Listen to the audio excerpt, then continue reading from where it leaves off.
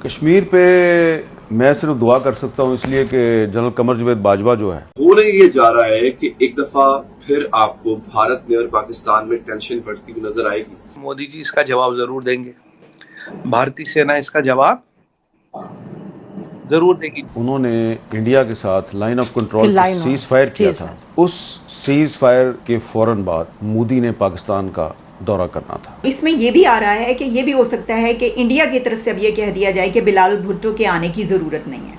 तभी पाकिस्तान के पास आपके टेररिस्ट कैंप खाली हो रहे हैं, फॉरवर्ड रडार्स एक्टिवेट किए गए हैं, सेना को सतर्क कराया गया है, रावलपिंडी में मीटिंग हो रही है। अब उन्हें पाकिस्तान को ये नहीं पता हमला कहाँ से आएगा, कैसा आएगा और मोदी जी अब की बार क्या करने वाले हैं। रॉ का हमला होने वाला है और ये तैयारियां उनकी मौजूद हैं। याद है ना क्या लेक्चर था? टैंक चलने के काबिल नहीं है, तो आप कह रहे हैं की मूवमेंट के लिए मेरे पास डीजल नहीं है। ठीक है जी, इस तरह की बातें की। पूंछ में हमले के बाद पाकिस्तान को यह डर सता रहा है कि हिंदुस्तान पाकिस्तान के ऊपर दोबारा से जवाबी कार्रवाई कर सकता है। जिस तरीके से हिंदुस्तान ने बालाकोट एयर स्ट्राइक करी थी, उसी तरीके से पाकिस्तान को लगता है कि दोबारा हिंदुस्तान या तो पाकिस्तान के ऊपर एयर स्ट्राइक करेगा या फिर नेवल ब्लॉकेड भी पाकिस्तान के ऊपर लग सकता है। पाकिस्तान की अर्थव्यवस्था इस वक्त पूरी तरीके से चौपट हो चुकी है और पाकिस्तान जानता है कि अगर हिंदुस्तान ने पाकिस्तान के ऊपर हमला किया तो पाकिस्तान हिंदुस्तान के खिलाफ कोई जवाबी कार्रवाई नहीं कर पाएगा। पाकिस्तान को यह भी मालूम है कि पूरी दुनिया जो है वो हिंदुस्तान का सपोर्ट करेगी और पाकिस्तान के सपोर्ट में कोई भी देश नहीं आएगा। उसके अलावा पाकिस्तान ये भी जानता है कि हिंदुस्तान के अंदर G20 समिट हो रही है और दुनिया भर के जो बड़े लोग हैं, बड़े नेता हैं, वो हिंदुस्तान आएंगे और पाकिस्तान फिर से एक बार दोबारा आइसोलेट हो जाएगा।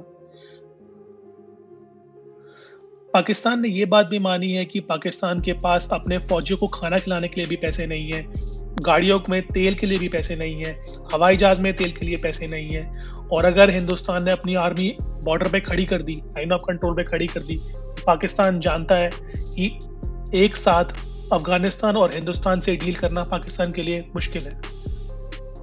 कश्मीर पे मैं सिर्फ दुआ कर सकता हूँ इसलिए कि जनरल कमर जावेद बाजवा जो है उसने कश्मीर पे जो सौदा किया उसकी अभी तक डिटेल जो है वो कौम के सामने नहीं आई। मैंने क्या लफ्ज़ इस्तेमाल किया है? सौदा। ये जो उन्होंने इंडिया के साथ line of control cease fire किया था, उस सीज फायर के फौरन बाद मोदी ने पाकिस्तान का दौरा करना था। ठीक है। और जब फॉरेन ऑफिस को ये पता चला, वज़ीर ख़ारजा शाह महमूद कुरैशी को पता चला कि मोदी पाकिस्तान आ रहा है, मुझे तो पता ही नहीं है, तो भागे भागे इमरान खान के पास गए, उनसे पूछा कि आपको पता है?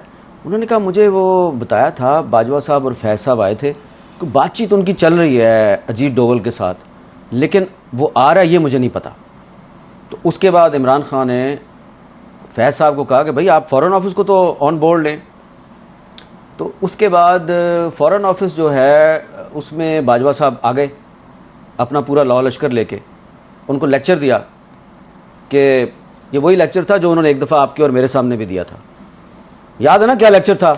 टैंक चलने के काबिल नहीं है, तो आप कह रहे हैं कि मूवमेंट के लिए मेरे पास डीजल नहीं है। ठीक है जी, इस तरह की बातें की थी ना। नॉर्मली ऐसा आर्मी चीफ के कोर्ट मार्शल होना चाहिए और मुझे अब कहना पड़ेगा, मैं अंदर कमरे में कहती रही हूँ बट मुझे कहना पड़ेगा कि इस तरह नहीं होता। 20-25 सहाफियों को सामने बिठा के आप उनको कह रहे हैं कि पाकिस्तान आर्मी लड़ने के काबिल। इसका मतलब आप दुनिया को बता रहे हैं 25 सहाफी, फिर 25 सहाफियों के पास तो बात नहीं रहती इन द वर्ल्ड। उस वक्त भी हमें यकीन था, जब वो ये कह रहे थे तो मुझे उस वक्त भी यकीन था ये गलत कह रहा है और आपने उसको कन्फ्रंट भी किया था, बल्कि आपका तो मुंह लाल हो गया था, इतने गुस्से में आ गई थी। ठीक है, ये GHQ वाली बात है, मुझे याद है NDU वाली बात नहीं कर रहा, नहीं एडिटोरियम की बात, एडिटोरियम जहाँ पे वो कोर कमांडर्स कॉन्फ्रेंस होती है, वहां बैठ के आर्मी चीफ हमें एक कहानी सुना रहा है कि जी फौज इंडिया से लड़ने के काबिल नहीं, लिहाजा हम सुलह कर। अच्छा, अब उसमें जो हमारा फॉरेन ऑफिस था उसको इन्होंने वही लेक्चर दिया जो उन्होंने आपको और मुझे दिया था। तो फॉरेन ऑफिस ने इनको कन्फ्रंट किया। शाह महमूद कुरैशी साहब जो हैं उन्होंने कमाल ये किया कि उन्होंने सिर्फ अपने फॉरेन सेक्रेटरी को नहीं बैठाया हुआ, उसने 5-6 एक्स फॉरेन सेक्रेटरी को बैठा लिया और उन सब ने कहा कि ये एक इंडिया का ट्रैप है और आप जो बातें कर रहे हैं ये हमारा जो एक पाकिस्तान का एक जो रवायती मौक़िफ़ है ये उसके खिलाफ है और ये हमारे नेशनल इंटरेस्ट से भी आपकी बात मैच नहीं करती। बेशक। बाजवा साहब बहुत गुस्से में आ गए और उन्होंने कहा कि मोदी ने अप्रैल में दौरा करना पाकिस्तान का। अप्रैल कौन सी? 2021। यस, ठीक है जी। और ये हजम कर चुके हैं वो कश्मीर, और फिर भी जी 5 अगस्त 2019 हो चुका है, ठीक है। और बाजवा साहब जो हैं उन्होंने जनरल फैज और अजीत डोवल के जरिए मोदी का दौरा पाकिस्तान भी जो है वो उसकी डेट भी फिक्स की हुई है। तो इसलिए फिर इमरान खान साहब जो हैं उनके साथ उनके बहुत से मामलात पे इख्तलाफात थे, तो इस मामले पे भी उनका ख्याल था कि यार ये तो बड़ी ज़्यादती की है मेरे साथ, मैंने तो नोबेल पीस प्राइज़ लेना था कश्मीर का मसला हल करके, जनरल बाजवा ने जी, और उसके बाद एक और एक्सटेंशन भी लेनी थी। तो अब भले शाहबुद कुरैशी साहब इस पे बात ना करें और इमरान खान साहब भी बात ना करें, लेकिन मुझे और आपको तो कभी ना कभी करनी है ना। मैंने वैसे इस पे आपकी, वैसे मैं अपने व्यूअर्स को भी बता दूं कि मैंने शाहबुद कुरैशी साहब से ये बातें सारी पूछी, उन्होंने कंफर्म भी की, लेकिन उन्होंने कहा जब तक चेयरमैन जो है वो मुझे इजाज़त नहीं देगा तो मैं उस पर नहीं बोल सकता ना, क्योंकि ये स्टेट सीक्रेट के जुमरे में आता है। लेकिन हमें तो बोलना है, ये हमें तो अब आप इसमें ये देखें कि इमरान खान जो है वो कहता है बाजवा का कोर्ट मार्शल करें। बाजवा ने मेरी हुकूमत के खिलाफ साजिश की, मेरी हुकूमत गिरा दी, मेरे साथ ये कर दिया, मेरे साथ वो कर दिया।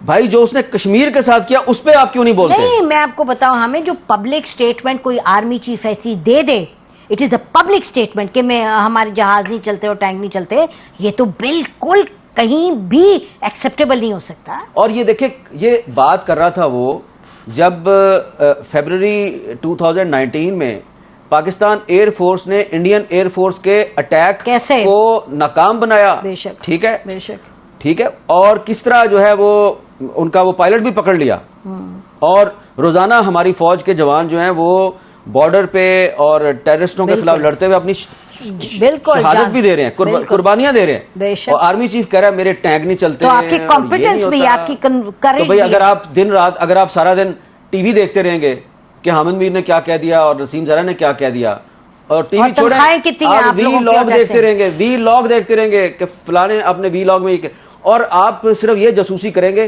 कि उसकी तनख्वाह कितनी है और मेरी तनख्वाह कितनी है। आपको याद है ना एक और मीटिंग में उन्होंने तनख्वाहों का मसला छेड़ दिया, हर मीटिंग में कि तुम्हारी तनख्वाह इतनी है मेरी इतनी है। और भाई आप आर्मी चीफ हैं, इतने बड़े आर्मी हाउस में रहते हैं, इतना आपका प्रोटोकॉल है, जहाज है आपके पास, और आपने एंकरों के साथ मुकाबला लगाया हुआ है। तो वो जनाब बाजवा साहब ने जो किया ना कश्मीर के साथ, तो उसके बाद से जो कश्मीरी हैं वो अभी तक संभल नहीं पाए।